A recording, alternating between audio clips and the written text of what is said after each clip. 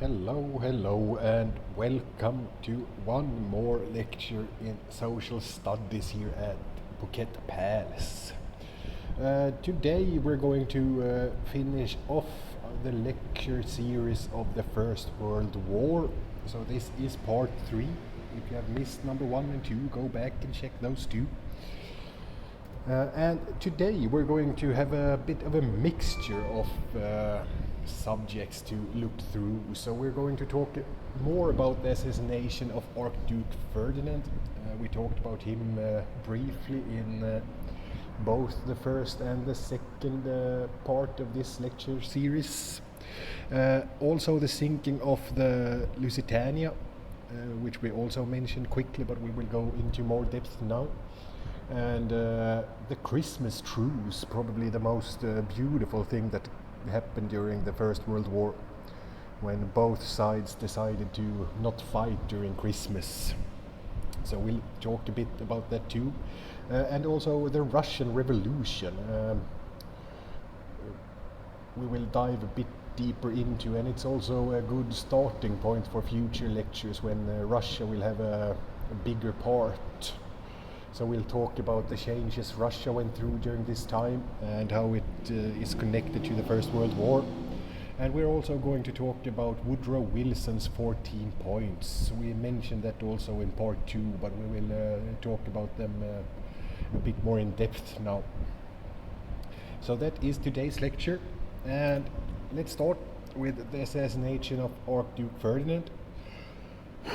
The assassination of Austria's Archduke Ferdinand set into motion a series of international events that led to the First World War. This one event is widely considered the most important event leading up to the war. And like we talked about previously, this is one of many factors that led Europe into war, but this is seen as the final straw, the thing that actually set everything into motion, set the war into motion. So who was this Archduke Ferdinand? Archduke Franz Ferdinand was born in the city of Graz on the 18th of December in 1863. After his cousin and father died, he became the heir to the throne of Austria-Hungary. His uncle, Franz Joseph, was the current emperor of the Austrian-Hungarian Empire, and Archduke Franz Ferdinand was married to a girl named Sophie, and she was the Duchess of Hohenberg. So the Archduke was the heir to the throne of Austria-Hungary. And what was the cause? What was leading up to the assassination? And in the southern portion of Austria-Hungary was a region called Bosnia. Many of the Bosnians wanted to have their own country and not be under the rule of Austria-Hungary. The country of Serbia, just south of the Austria-Hungary border, also wanted the freedom for the Bosnians. And Serbia was an ally with the powerful Russian Empire, and Austria-Hungary was allied with Germany. And this is also, like we talked about in previous lectures, one of the major causes behind the First World War, that everyone was allied with everyone. So once the assassination happened and Austria-Hungary blamed Serbia, and because they do that, they anger the Russians, and when Russia declare war, then Germany have to declare war, and it just continues. But Archduke Ferdinand announced his trip to Sarajevo. Bosnian nationalists, people who wanted Bosnia to be their own country, saw their opportunity to strike at the Austrian Empire. And with help from the neighboring country of Serbia, assassins were required and trained to kill the Archduke as he traveled through the street of Sarajevo. These assassins were all members of a terrorist group called the Black Hand. So this was the lead up to his assassination. nationalism and people who didn't want to be under the Austrian-Hungary rule. So they saw their chance when the archduke visited Serbia. Sarajevo.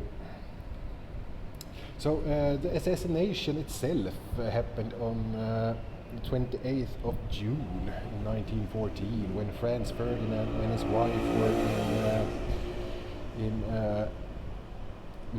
motorcade traveling through Sarajevo to the town hall, and the Black Hand had several assassins positioned along the route. And on the way to the town hall, the first assassin attempt occurred. A man named Nadeljko Kabrnjevic, and he threw a bomb into the car with the archduke. However, the bomb bounced off the car and landed under the next car that was behind the archduke's car, and the car with the archduke was able to speed away and make it safely to the town hall. But this did not deter the assassins, so they didn't give up. And on the return trip, the motorcade took a wrong turn, and when the driver began to back up, another assassin named Gavrilo Princip happened to be next to the car, and he took advantage of this opportunity and began firing at the archduke. He fired twice, hitting the archduke once and his wife Sofia once. The crowd then jumped on Princip, and he was arrested by the police, and at the same time the car sped to the governor's residence to get medical help. But unfortunately, Sophie was dead before they arrived, and the archduke died a few minutes later.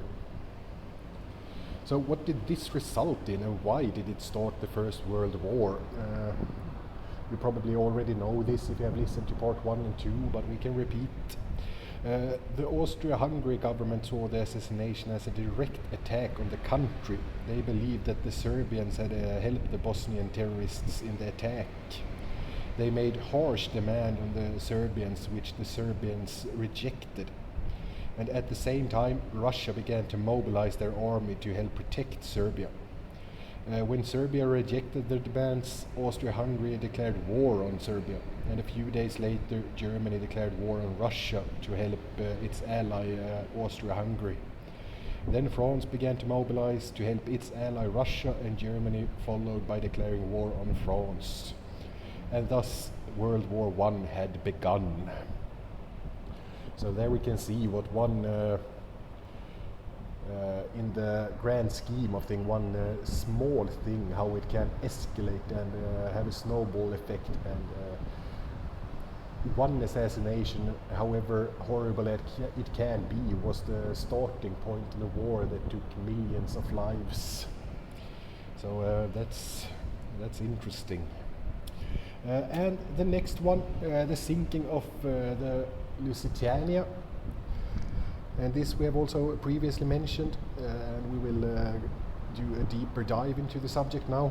And this was also a major cause of why the Americans eventually joined the First World War, even though they tried to remain neutral.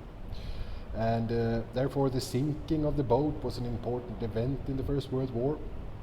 The death of so many innocent civilians at the hand of the Germans galvanized American support for entering the war, which eventually turned the tide in favor of the Allies.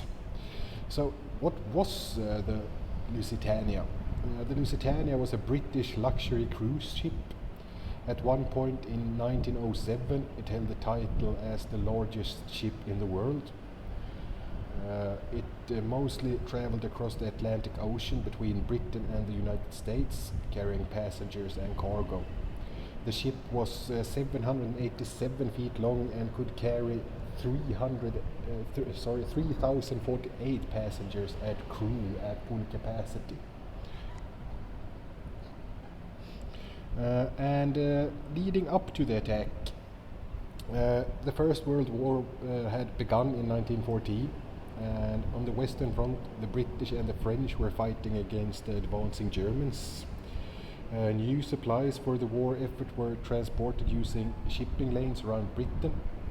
At first, the Germans tried to gain control of the shipping lanes using their navy, but the British managed to keep the German navy in check. The situation in the water around Britain changed as the Germans began to use submarines to attack ships. They called their submarines undersea boats or undersea boats. This name was shortened to U-boats, and on February 4th in 1915, the Germans declared the sea around Britain a war zone and said they would attack any Allied ship that entered the region. And despite the German warning, the Lusitania departed from New York on the 1st of May in 1915 on its way to Liverpool, England. The German embassy even took out an advertisement in many of the US papers warning people that the ship may be attacked when it entered British water. And it seemed that many people didn't really believe that the Germans would attack a luxury cruise ship because 1,959 people boarded the ship, including 159 Americans. So on May 7 in 1915, the Lusitania was approaching the coast of Ireland, and the voyage was almost over, but it had reached its most dangerous point. It was soon spotted by the German U-boat called U-20. The U-boat moved into attack and fired a torpedo. A lookout of the Lusitania spotted the wake of the torpedo, but it was too late, and the torpedo made a direct hit on the side of the ship, and a huge explosion followed. So this meant that Lusitania sunk, and the captain of Lusitania, Captain William Turner, ordered the ship head for the Irish coast, but it was no use. Within a few minutes, the captain gave order to abandon ship. Many people had difficulty in getting off the ship because it was tilted so far to the side and it was sinking so fast. And within 20 minutes of being struck, the Lusitania had sunk, and only 761 of the original 1,959 passengers and crew survived. So 1,198 were killed. So the result of this is that the killing of so many innocent people by the German U-boat caused outrage in many countries of the world. Support for the Allies against Germany grew in many countries, including the United States, who later joined the Allies in the war against Germany. Even though this was not the single reason, it was a big cause for the Americans to finally join. So that's a bit more information about the sinking of the Lusitania, one important occurrence in the First World War. And now we're going to talk a bit about a subject that is a bit more, if not fun, a bit more heartwarming, that can show that war isn't only death and chaos and destruction. So let's talk about the Christmas truce. And this was something that happened in 1914, and it's one of the most interesting events that occurred during the First World War. In the midst of war and fighting, soldiers along the Western Front stopped fighting in an unofficial ceasefire on Christmas. So where did this truce take place? Like I say, it was on the Western Front in France, where the Germans were fighting both the British and the French.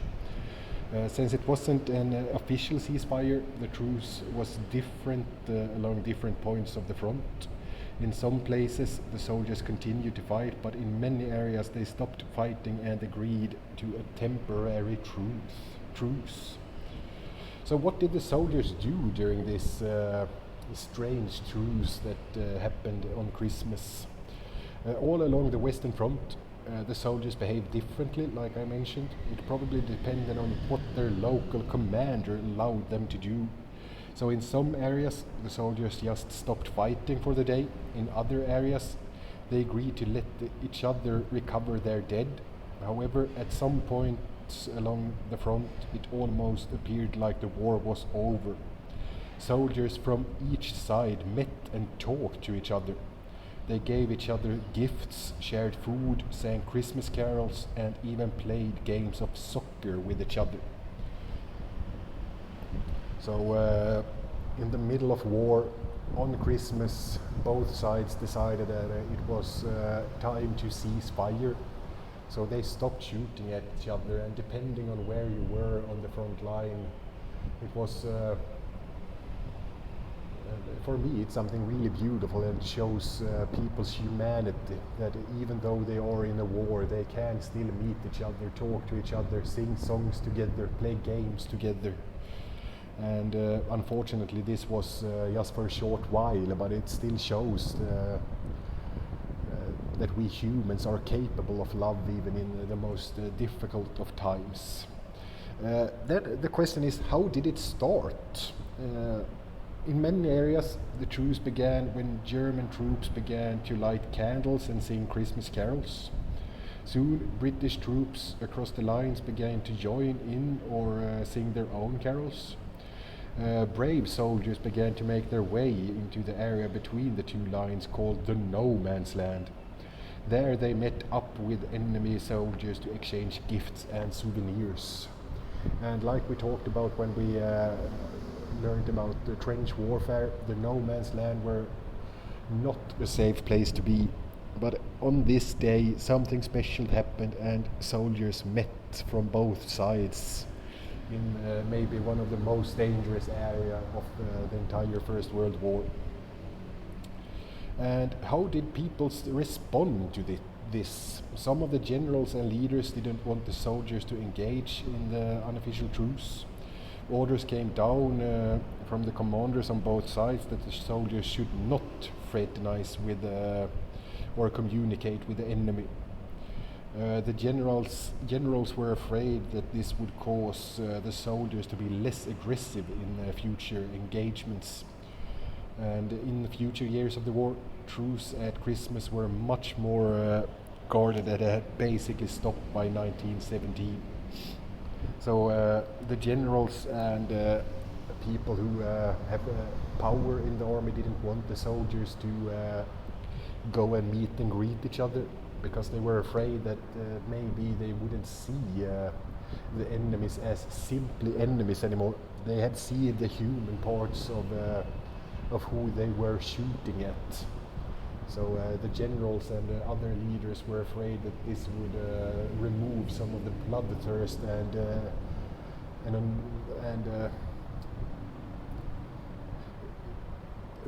when you meet someone, it's no longer a stranger. And if you have talked to someone, if you have sang a song with someone, if you exchange gifts, then that person is no longer a stranger. So it is probably more difficult to shoot someone that you know, and the leaders did not want this to happen. But that was the beautiful Christmas truce, where people on both sides met on probably one of the most dangerous places on earth to celebrate Christmas together as friends rather than enemies for at least one day. So let's talk about the Russian Revolution now. And this one is bigger than just the First World War, and we will go through this in greater detail in a future lecture. But now just quick a bit about the Russian Revolution and how it is connected to the First World War. So the Russian Revolution took place in 1917. when the peasants and the working class people of Russia revolted against the government of Tsar Nicholas II. They were led by a man called Vladimir Lenin and the group of revolutionaries called the Bolsheviks. The new communist government created the country of the Soviet Union. So the Russian Tsars, and before the revolution, Russia was ruled by a powerful monarch called the Tsar. The Tsar had total power in Russia. He commanded the army, owned much of the land, and even controlled the church. During the period of time before the Russian Revolution, life for the working class people and the peasants was very difficult. They worked for little pay, often went without food, and were exposed to dangerous working conditions. The aristocrats class treated the peasants like slaves, giving them few rights under the law and treating them almost like animals. And a major event leading to the Russian Revolution took place on the 22nd of January 1905. A large number of workers were marching to the Tsar's palace in order to present a petition for better working conditions. They were fired upon by soldiers, and many of them were killed or injured. This day is called Bloody Sunday. Before Bloody Sunday, many peasants and working class people revered the Tsar and thought that he was on their side. They blamed their troubles on the government, not the Tsar himself. However, after the shooting, the Tsar was perceived as an enemy of the working class, and the desire for revolution began to spread. So how is this tied into the First World War? And in 1914 the war began, as we know, and Russia was at war with Germany. A huge Russian army was formed by forcing working class and peasant men to join. Although the Russian army had great numbers, the soldiers were not equipped or trained to fight. Many of them were sent into battle without shoes, food, or even weapons. Over the next 3 years, nearly 2 million Russian soldiers were killed in battle, and nearly another 5 million were wounded. And the Russian people blamed the Tsar for entering the war and getting so many of their young men killed. So this led to the Russian Revolution, and the people of Russia first revolted in early 1917. The revolution began when a number of workers decided to strike. Many of these workers got together during the strike to discuss politics, and they began to riot. The Tsar ordered the army to suppress the riot. However, many of the soldiers refused to fire on the Russian people, and the army began to mutiny against the Tsar. After a few days of riots, the army turned against the Tsar, and the Tsar was forced to give up his throne, and a new government took over. The government was run by two political parties. The Petrograd Soviets, representing the workers and soldiers, and the provincial government, the traditional government without the Tsar. And over the next several months, the two sides ruled Russia. One of the main factions of the Petrograd Soviet was a group called the Bolsheviks. They were led by Vladimir Lenin and believed that the new Russian government should be a Marxist government. And a Marxist government is a communist government. And we will talk about this in much more depth in a later lecture. So in October of 1917, Lenin took full control of the government in what is called the Bolshevik Revolution, and Russia was now the first communist country in the world. So what was the result of the Russian Revolution? After the revolution, Russia exited the First World War by signing a peace treaty with Germany called the Treaty of Brest-Litovsk. The new government took control of all industry and moved the Russian economy from a rural one to an industrial one. It also seized farmland from landholders and distributed it among the peasants. women were given equal rights to men, and religion was banned from many aspects of society. And from 1918 to 1920, Russia experienced a civil war between the Bolsheviks, also called the Red Army, and the anti-Bolsheviks, the White Army. The Bolsheviks won in the end, and after this, a new country came to be, and that country was the USSR, or the United Soviet Socialist Republic. So that was the Russian Revolution, and it's a big subject, and I think we will go through this one in much greater detail in a later lecture. And it had the effect that Russia or the Soviet Union left the First World War, but it had a greater impact on the country itself, that even up until today they have some struggles, but that is a topic for another day. So finally for today we're going to talk about Woodrow Wilson's 14 points, and this we also mentioned quickly in the previous lecture, but now we will go into depth. So on January 8th in 1980, President Woodrow Wilson gave a speech to Congress that outlined 14 points for peace and to end the First World War. Wilson wanted lasting peace and for World War I to be the war to end all wars. So we wanted the horrific war of the First World War to be the last war of this kind. So what was leading up to Wilson's speech? The United States entered the First World War on the side of the Allies on April 6th in 1917. However, the US entered the war reluctantly. Unlike many European nations, the US wasn't fighting over territory or revenge for past wars. Wilson wanted the end of the war to bring out lasting peace for the world. He gathered together a number of advisors and had them put together a plan for peace. And this plan became known as the 14 points. So what was the purpose of the 14 points? The main purpose was to outline a strategy for ending the war. He set out specific goals that he wanted to achieve through the war. If the United States was going to fight in Europe and soldiers were going to lose their lives, he wanted to establish exactly what they were fighting for.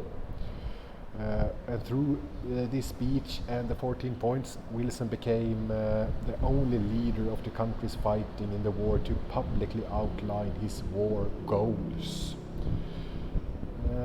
So the summary of the 14 points. It's much more, but this is easy to digest. The first point: no more secret agreements between countries. Diplomacy shall be open to the world. Diplomacy shall be open to the world. And if you remember from, was it part 1 or part 2, when Italy made a secret agreement with France. And number 2, international seas shall be free to navigate during peace and war. So if you are in international water, no other country should invade that area you occupy for this moment. There shall be free trade between the countries who accept the peace. There shall be a worldwide reduction in weapons and armies by all countries. So instead of making the armies more powerful, Woodrow Wilson wanted the world to try to reduce the amount of weapons and soldiers. Colonial claims over land and regions will be fair.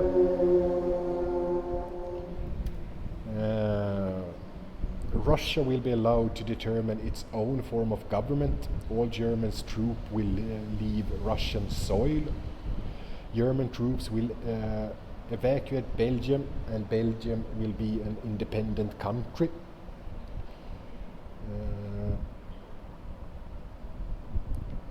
France will regain all territory, including the disputed land of Alsace-Lorraine.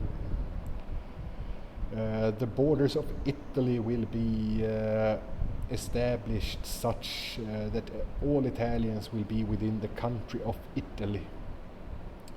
Austria-Hungary will be allowed to continue to be an independent country. The Central Powers will evacuate Serbia, Montenegro and Romania, leaving them as independent countries. The Turkish people of the Ottoman Empire will have their own country. Other nationalities under the Ottoman rule will also have security. Poland shall be an independent country. The League of Nations will be formed that protects the independence of all countries, no matter how big or small. So those were the 14 points, and unfortunately not many of them did actually come true, but this was the goal Woodrow Wilson had for the war. So what did the other leaders think? The leaders of the other allied nations, including David Lloyd George of Britain and George Clemenceau of France, thought that Wilson was being too idealistic. They were skeptical as to whether these points could be accomplished in the real world. Clemenceau of France, in particular, did not agree with Wilson's plan for peace without blame for Germany. He fought for and got harsh reparation penalties against Germany. So what was the influence and results then? The promise of the 14 points helped to bring the Germans to peace talks at the end of the war. However, the actual results of the Treaty of Versailles were much harsher against Germany than the 14 points. The treaty included a guilt clause blaming Germany for the war, as well as a huge reparation sum that the Germans owed the Allies. These differences were insisted upon by the French because their economy was largely destroyed by the Germans during the war. So yes, that was more or less what I have for you today. Like usual, we will have a few questions, of course. So there we are. Archduke Ferdinand was the heir to the throne of what European empire?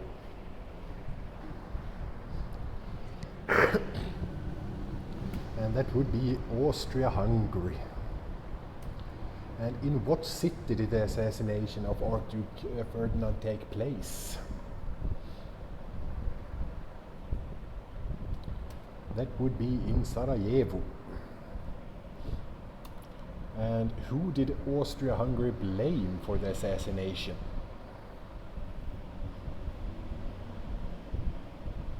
That would be Serbia. And what was the Lusitania? Obviously a ship, if you see the options you have. But it was a British luxury cruise ship that brought people and cargo from England to the United States. And what country sunk the Lusitania as part of the war? That was Germany. Germany declared that the water surrounding Britain was a war zone, and all boats that entered had the risk of being fired at. So, true or false, the sinking of Lusitania outraged many countries and turned public opinion in the US against Germany. That would be true, and this was used as propaganda to make American men join the army. They asked on the posters, do you remember Lusitania? Remember Lusitania? So people got riled up and angry and therefore joined the army. So who ruled Russia before the Russian Revolution?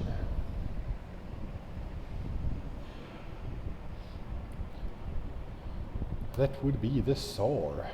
Tsar Nicholas II was the last Tsar of Russia. And what type of government ruled Russia after the Russian Revolution?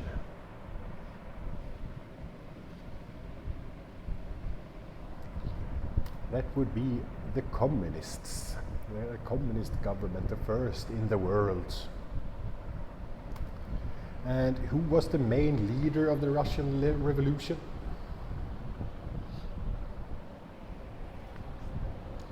That would be Vladimir Lenin. But all other options is also names of Russian leaders. Some later, and we will probably mention most of these later on when we talk about the Cold War, for example. And the United States president issued, what United States president issued the 14 points? That would be Woodrow Wilson. And that is all that I have for today, and thank you very much for your attention during this 3-part series of the First World War. I hope you have a good day, and I hope to talk to you soon again. Bye bye.